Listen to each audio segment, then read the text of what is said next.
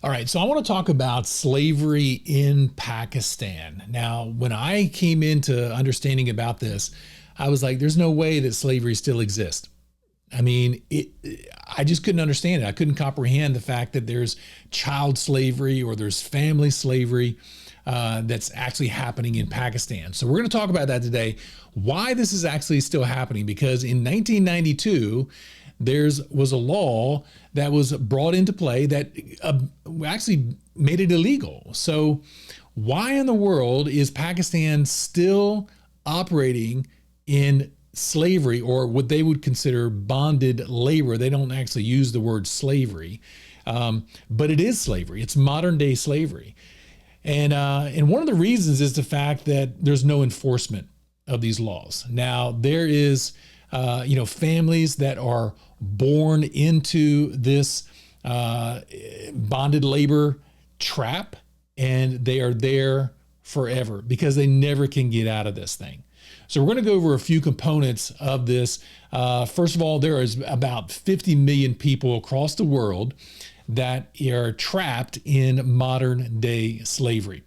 And this is considered modern day slavery. Now, modern day slavery comes under a lot of different components. So you got sex trafficking, you have labor trafficking, and that labor trafficking can be agricultural, it can be in the brick factories, it can be in carpet factories, it can be in the mica mines, it can be in any type of thing where there's labor involved. Now in Pakistan, you've got the agricultural labor, bonded labor, you have the carpet factories, and you have the brick kilns. Now we work mostly in the brick kilns, where we find, there's around somewhere between 3 and 4 million people that are trapped in the brick factories. Now there's 20,000 brick factories across Pakistan.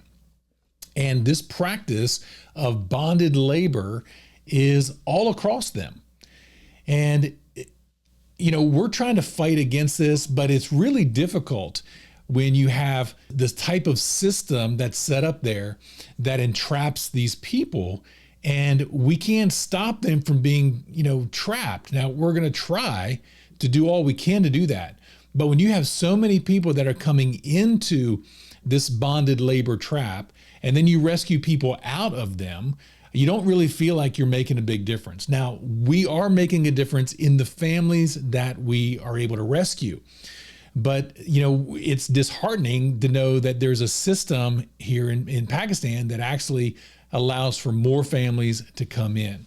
So let's go through a little bit of the reasons why and how this is actually happening in Pakistan. So what is bonded labor in Pakistan? So the main people that are trapped in this are the ones that are poor. A lot of Christians, a lot of Hindus that fall into this poverty situation where they can't get good jobs, so they stay in poverty. Now, when they get into poverty, they need to borrow money from time to time. Now, this can happen because they need food, or they have a medical emergency, is what we see a lot, a pregnancy or a wedding that they have to pay for, and they have to borrow money. Now, because they're poor, they don't have any financial credibility. They don't have any collateral, so they can't go to these reputable financial institutions or banks to borrow money. So they go to what we would consider loan sharks, or the brick kiln owners, or somebody private that they can actually borrow money from. Now, they think they're going to get, favorable terms, and maybe they do at first, and then it shifts on them. And this is where the trap comes in. So they borrow the money. It could be $100, could be $200. It just depends on the medical situation or, the financial situation that they're in. So they borrow the money, and then they start to try to pay this off. But then the brick kiln owners or whoever they borrowed from could actually change the terms on them like right away. Within a month, it could go up to 70% interest. It could just put them really in a bad spot where they actually say, well, you know what, you have to pay this money back even in 3 weeks, or you're going to have to work this off in the brick factories. So these Christians, these Hindus or poor, borrow the money, then the terms change. They can't pay the money off. They can't pay the debt off. And so they have to go into the brick factories to actually work it off. Well, here's the problem. They get into the brick factories. They think they can pay it off within 6 months, maybe a year, depending on how much it is. But if they are only getting paid $1 a day, which is what a lot of them are being paid per family, it could be 3 people, they could be 6 people working in the brick kiln, but they're only getting paid $1 a day. And then supposedly another dollar or some amount goes to the debt so that they're paying it down. The problem is the money never goes to pay the debt. So in 6 months comes along, the person who's enslaved in this bonded labor asks, how much do I have left on my debt? Is my debt paid off? And they tell them, no, your debt's not paid off, and this is how much you owe. Well, as time goes on, that debt never gets paid down, and there's going to be a new medical emergency. There's going to be a new pregnancy. There's going to be a new wedding. There's going to be something that takes place, and that family is going to have to borrow money again, which they do from the brick factory owner. And so their debt actually increases, not decreases. We've never seen a family that their debt has actually decreased. It's always increased. And so they never can get out of this. It's a trap. And so once they get into slavery, they stay into slavery unless somebody from the outside pays their debt for them. And that's what we do.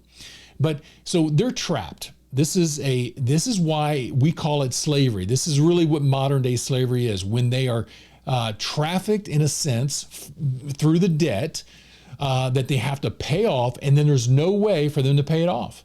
And they have to work this labor intensive 10 to 12 hours a day, 7 days a week. So there's no days off unless it's just pouring down, raining, or the conditions are not right, or the government has closed down the brick factory for whatever reason, maybe smog reasons. And of course, then they don't get paid for that work. And even the natural disasters can, lean into causing them to be in debt as well, because when the floods come and their houses are damaged and they have to borrow money to fix some things like, their house, then they get trapped into this. And we've got to be able to figure a way to stop them from coming in, rescue those that are in that, and then help them recover. Another problem here is that because the debt never gets paid off, and these families end up being generationally indebted or enslaved into this bonded labor system, that the debt is then passed down to their children. So we just rescued recently a family that the father was 55 years old, and he had been in slavery since birth. So he was born into it because his father actually had the debt. And then that debt increased and increased. His father couldn't pay it off. And therefore, when his father died, that debt was actually passed down to him. And so, and he, from birth, he's been in this slave system of bonded labor. And so he was 55 years old, and he had a family that was working there in the brick factories, because there's a quota that they have to make. It's like 1,500 bricks, 1,200 to 1,500 bricks a day that they have to make. And it's all by hand stuff. I mean, they got to get the mud. They've got to do the whole thing. They got to mix everything, and then they got to put it in the molds, and they got to flip it over, and then they got to turn the bricks to dry, and then they got to take them down to the kiln. So it's a whole system here.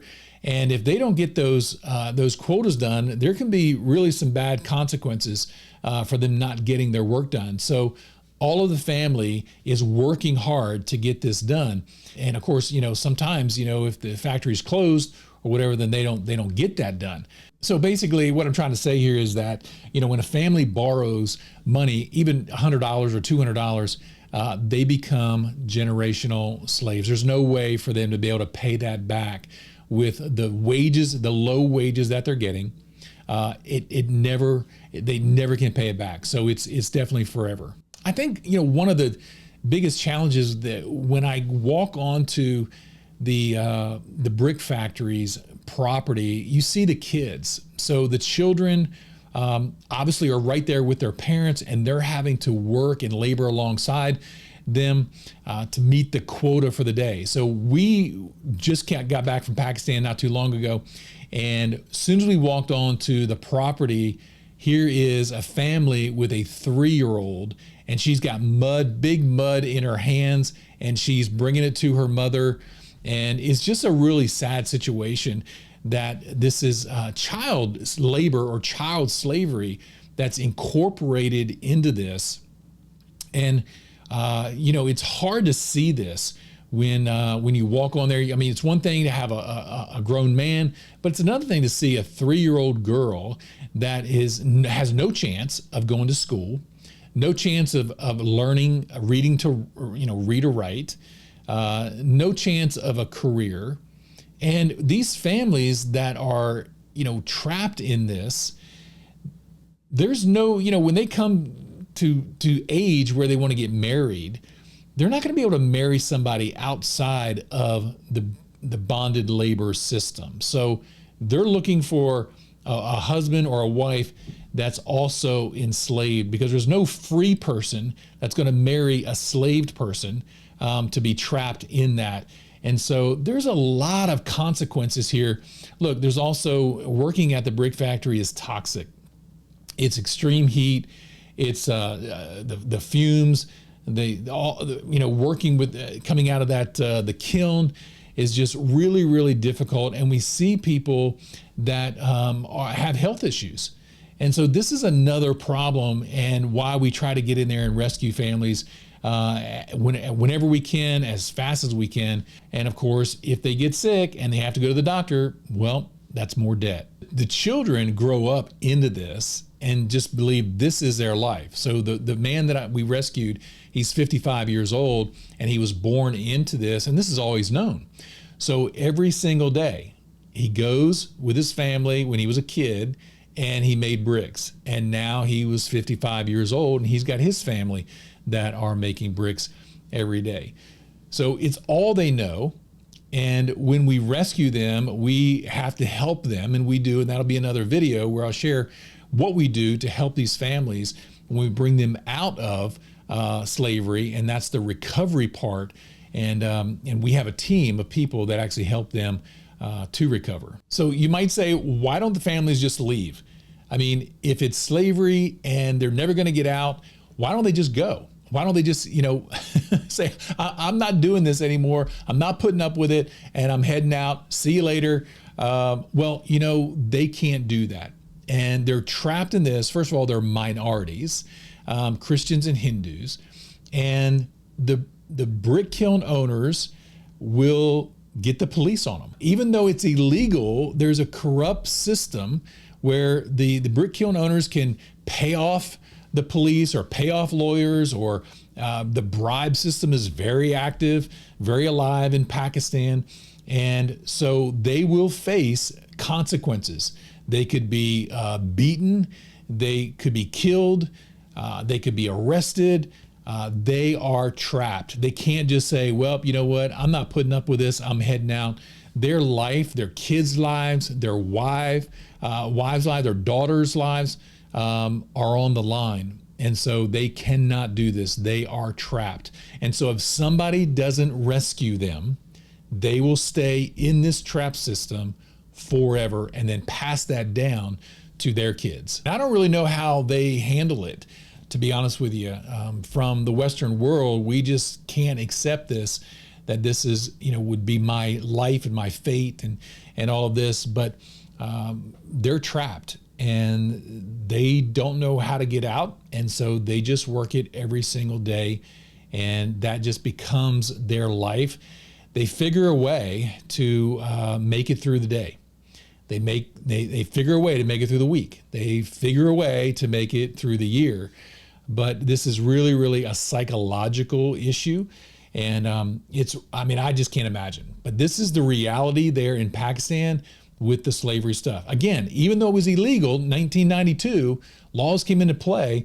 The corrupt system there allows this to continue and the laws are not enforced. So again, the police or lawyers can be paid off, or just the corruption system there that allows this to continue, and it's just not right. But this is what the reality is there in Pakistan. So the real solution is threefold. It's to prevent people from borrowing the money in the first place. It's rescuing those that are enslaved in the bonded labor system, and then it's recovering them, helping them to recover. So threefold approach here, very complex, very difficult in the prevention side, because you got to figure out a way. You've got a whole population, millions of people that are in poverty, and they have to borrow money. There's going to be a medical situation. There's going to be a reason for them to borrow money. So how do you stop that? I mean, you can't just make 2 million people all of a sudden, rich, or bring them out of poverty immediately. So what do you do? How can we stop this? And so one of the ways is a possibility.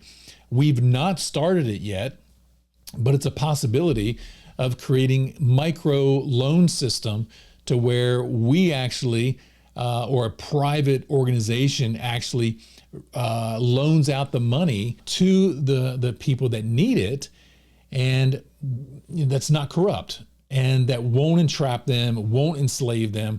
But you're gonna need a lot of money, and you're gonna need a good system for that. But that will prevent people from getting in. And then what we're doing now is rescuing. We're paying the debt off, and that helps to bring them out. And then we are helping them to recover, because we purchased them an auto rickshaw or some other business like a grocery food cart or something along those lines, something that will help them to be able to provide income every month for their families. So we have to work on those threefold approach.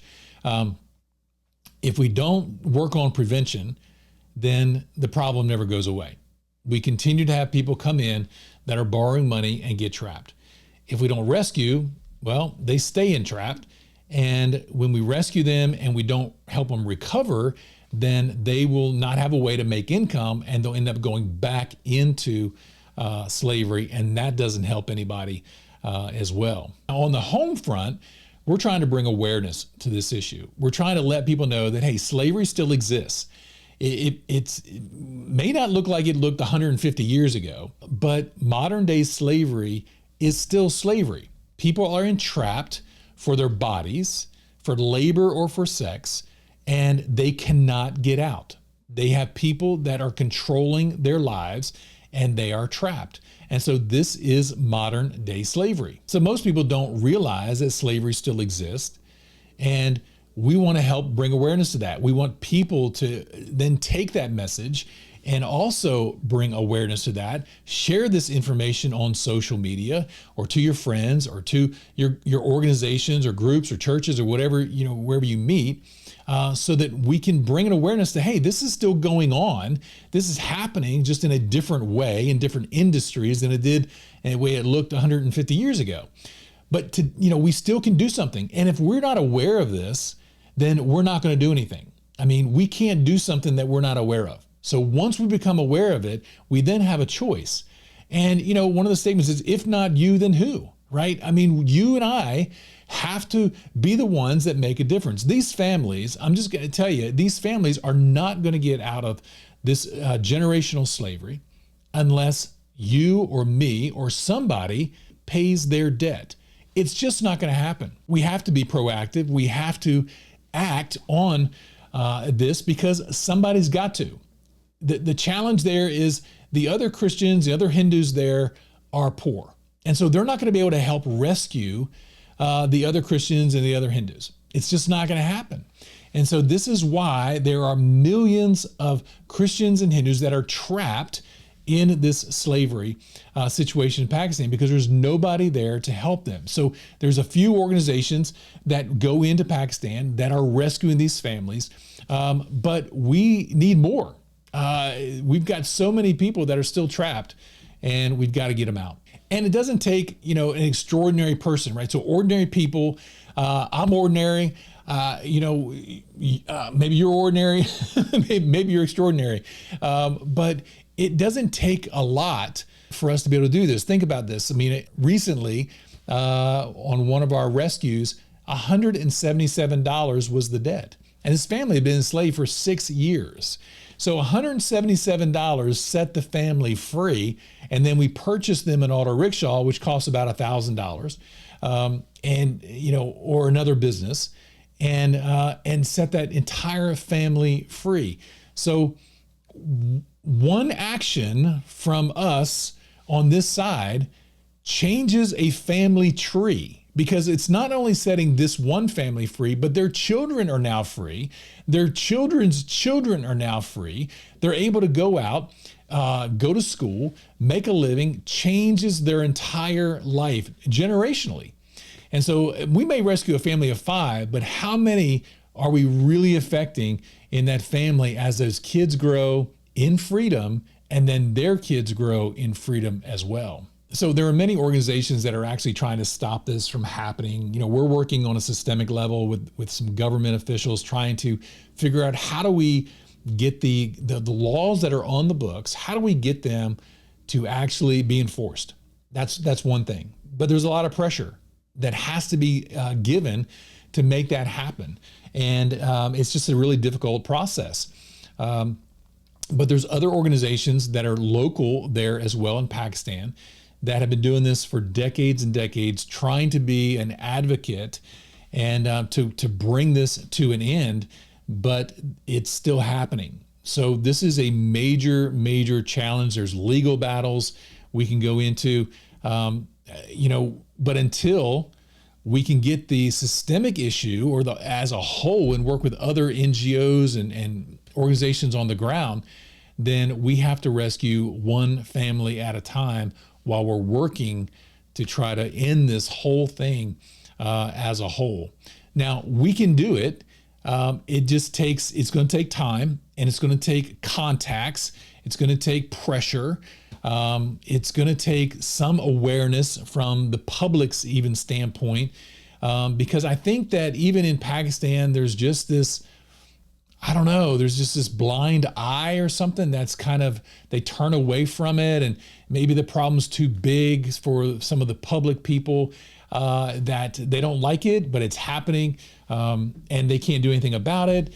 The organizations that are behind the funding of this to keep it happening are too big, too powerful, just too many connections. And the risk of one person standing up or one organization standing up too boldly, they could suffer consequences from that. And so there's all kinds of challenges here. But I wanted to bring just an awareness of the fact that slavery still exists. It exists in Pakistan. It's a modern day slavery. It's bonded labor. It's a debt bondage, a debt slavery, but it's still slavery. And these people are trapped. They can't get out of it. And it's a system that works against them. It's a system that actually is designed to trap them and keep them in the brick factories forever. And so that's why it's slavery. They're trapped. They can't get out. But we can do something about it with your help. Bring awareness. And I think that, in our lifetime, I believe that we can put an end to child slavery and family slavery in Pakistan.